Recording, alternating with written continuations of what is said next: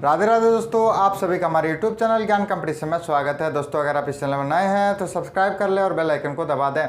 दोस्तों पिछले क्लास में हम लोग झारखंड के भूगर्भिक संरचना के विषय में देख चुके हैं। आज हम लोग झारखंड के धरातलीय स्वरूप के विषय में जानेंगे। मैं बता दूं, धरातलीय स्वरूप मतलब झारखंड के भूभाग पर एक धरातल स्वरूप देने का काम प्राकृतिक द्वारा किया गया है। उस चीज़ को जो है इस टॉपिक पे हम लोग कवर करने वाले हैं।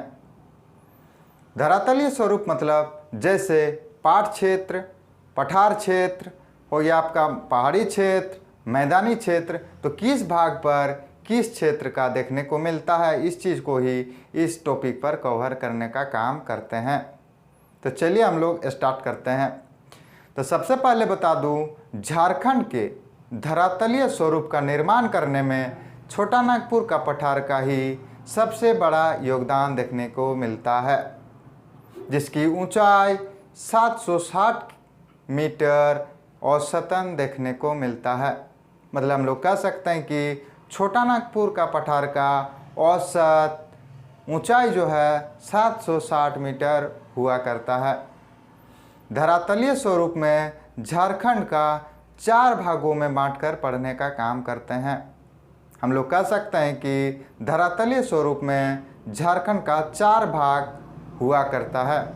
पहला है पाट क्षेत्र, दूसरा हुआ रांची का पठार, तीसरा हो गया हजारीबाग का पठार और चौथा जो है राजमहल की पहाड़ी या मैदानी क्षेत्र के नाम से जाना जाता है।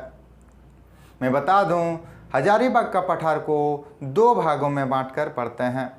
पहला हो गया ऊपरी हजारीबाग का पठार और दूसरा जो है निचला हजारीबाग का पठार। तो चलिए एक एक करके हम लोग विस्तार पूर्वक जानने का काम करते हैं। तो चलिए स्टार्ट करते हैं। सर्वप्रमुख योगदान छोटा नागपुर का पठार का ही हुआ करता है। किसमें? धरातलीय स्वरूप में झारखंड का, ठीक है। इसका औसत ऊंचाई 760 मीटर देखने को मिलता है। धरातलीय स्वरूप में सबसे पहले पाट क्षेत्र के विषय में देखने को मिल रहा, जिसको पश्चिमी पठार के नाम से भी जाना जाता है। पाट का अर्थ होता है समतल जमीन। क्या? समतल जो है जमीन पाट का अर्थ हुआ करता है। कहने का मतलब है, सबसे पहले आप लोग जान लीजिए कि पाट क्षेत्र मतलब पठार किसे कहते हैं और पहाड़ी किसे कहा जाता है।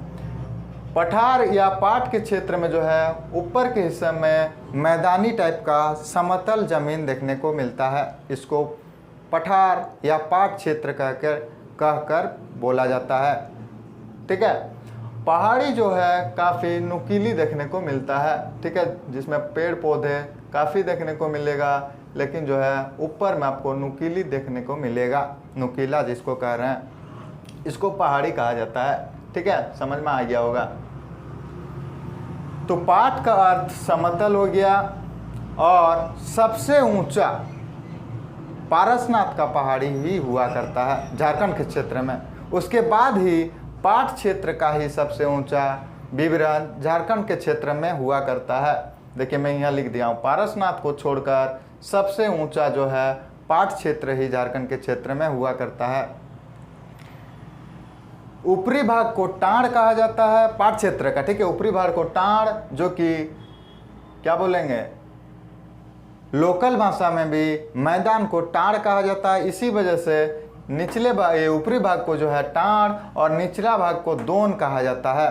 अब दोन किसे कहते हैं? जो ढलान रहता है उसको ही दोन कहा जाता है। इसीलिए निचले भाग को जो है दोन के नाम से लोकल भाषा में जाना जाता है और ऊपरी भाग को टाड़, ठीक है। समुद्र तल से इसका औसत ऊंचाई जो है 900 मीटर देखने को मिलता है। कितना? 900 मीटर देखने को मिलता है, जिसको फुट में अगर देखने जाए तो 3000 फुट इसका ऊंचाई हुआ करता है। पाट क्षेत्र का 3 सबसे ऊंचा पाट क्षेत्र देखने को मिलता है। सबसे पहले आपको नेतरहाट पाट, फिर आपका गणेशपुर पाट और तीसरा जो है जनीरा पाट के नाम से जाना जाता है। कौन कौन? नेतरहाट, गणेशपुर और तीसरा जनीरा। तस्तरी नुमा बारवे नामक एक मैदान जो है झारखंड के क्षेत्र में देखने को मिलता है। मैं बता दूं, तस्तरी नुमा बारवे नामक मैदान जो है पाट क्षेत्र का ही हिस्सा हुआ करता है। ठीक है, यहाँ लिख दिया हूँ। पाट क्षेत्र का प्रमुख पहाड़ी जो है दो देखने को मिलता है, एक हो गया सानू और दूसरा हो गया सारो। क्या? सानू और सारो जो है दोनों पाट क्षेत्र का ही प्रमुख पहाड़ी हुआ करता है। ठीक है, इसके पश्चात रांची का पठार। रांची का पठार जो कि सबसे बड़ा पठारी क्षेत्र हुआ करता है। देखिए, सब पठारी क्षेत्र में सबसे ऊंचा हो गया ये पाट क्षेत्र, लेकिन सबसे बड़ा मतलब एरिया के हिसाब से अगर देखने जाए तो रांची का पठारी हुआ करता है।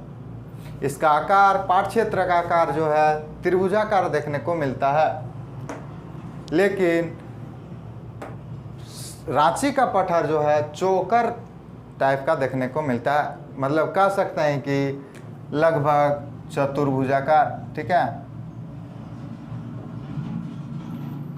इसका औसतन ऊंचाई जो है 6000 मीटर देखने को मिलता है। 6000 मीटर मतलब 1970 फुट में हम लोग कह सकते हैं, लगभग 1970 फुट हुआ करता है।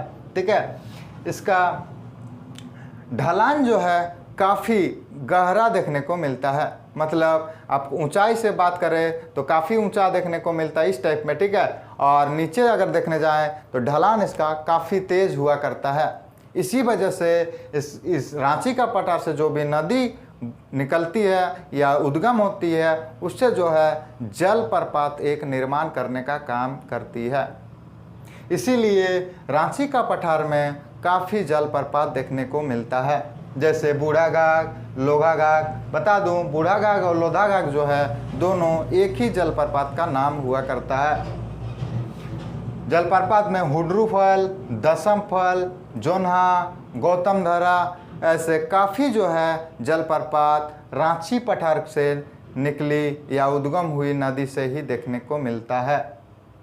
इसके पश्चात हजारीबाग का पठार के बारे में हमें विवरण देखने को मिल रहा है, जिसको दो भागों में बांटा जाता है, ऊपरी हजारीबाग का पठार और निचला हजारीबाग का पठार। तो पहले हम लोग ऊपरी हजारीबाग का पठार के विषय में देख लेते हैं।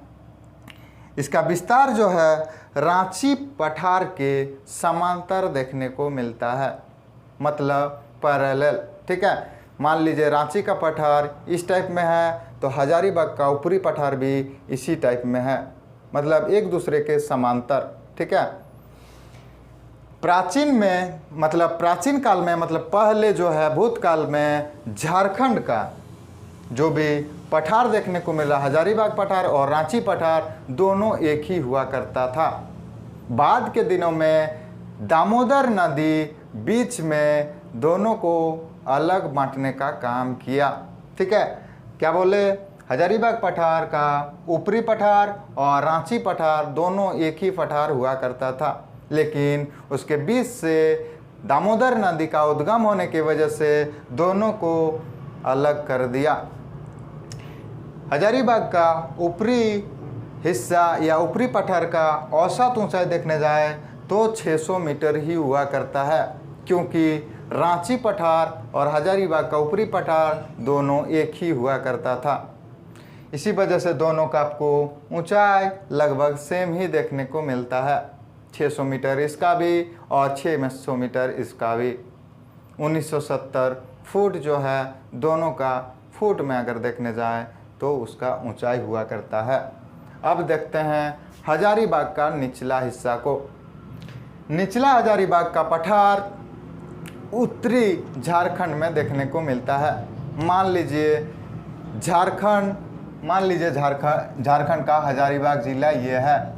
इसका निचला हिस्सा को ऊपरी पठार, ठीक है, ऊपरी हजारीबाग पठार, और उत्तर की ओर जो है इसको निचला हजारीबाग पठार कहा जाता है। मतलब छोटा नागपुर का ही यह भी हिस्सा हुआ करता है, छोटा नागपुर पठार का। ठीक है, तो छोटा नागपुर पठार का यह बाहरी भाग होने के वजह से इसको बाह्य पठार के नाम से भी जाना जाता है। क्या? बाह्य पठार के नाम से भी जाना जाता है। झारखंड का सबसे निम्नतम ऊंचाई वाला पठार जो है हजारीबाग का निचला पठार ही हुआ करता है। मतलब पठार में झारखंड का सबसे कम ऊंचाई निचला हजारीबाग पठार का ही हुआ करता है। इसका समुद्र तल से ऊंचाई 450 मीटर हुआ करता है। पारसनाथ की पहाड़ी जो है जिसका ऊंचाई 1365 मीटर और फीट में देखने जाए तो 4478 फीट या फुट हुआ करता है, वो पारसनाथ जो है इसी क्षेत्र में देखने को मिलता है। किस क्षेत्र में? निचला हजारीबाग पठार के क्षेत्र में। ठीक है, अब देखते हैं राजमहल की पहाड़ी। पठार हमारा समाप्त हो गया। अब राजमहल की पहाड़ी और जो है चाईबासा का मैदान या मैदानी क्षेत्र देखने को मिलेगा।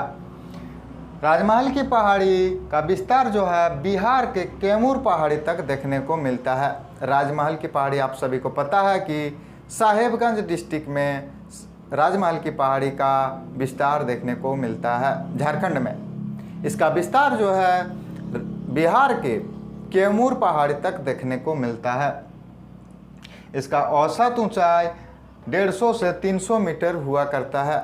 देखिए आप लोग कन्फ्यूजन हो गए होंगे कि पठार का क्षेत्र का 450 मीटर बोले लेकिन सबसे कम ऊंचाई बोले। ये जो है पठार क्षेत्र का बात चल रहा है और इसमें जो है पहाड़ी क्षेत्र का बात चल रहा है। ठीक है, कन्फ्यूजन नहीं होना।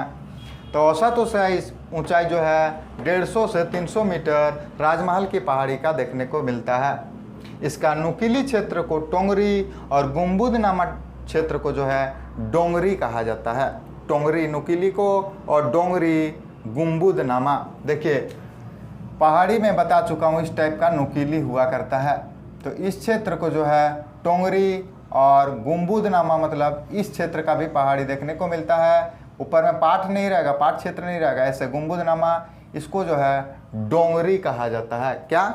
डोंगरी कहा जाता है। चलिए आप लोग को अब मैप लगा दे रहा हूँ जो कि आपको बोर्ड पर दिख रहा होगा।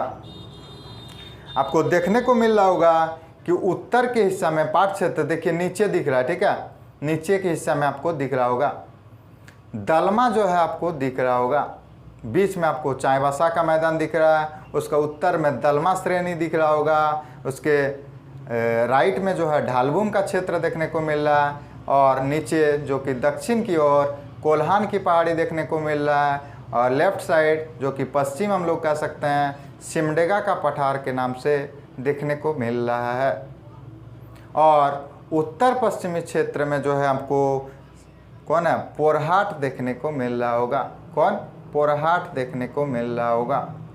मैं बता दूं सिमडेगा पठार को ही सारंडा वन के नाम से भी जाना जाता है। इसको स्क्रीनशॉट लेके आप लोग बढ़िया ढंग से अपना माइंड में सेट कर लीजिएगा। आशा करते समझ में आ गया होगा। आगे मिलते हैं नेक्स्ट क्लास में। धन्यवाद।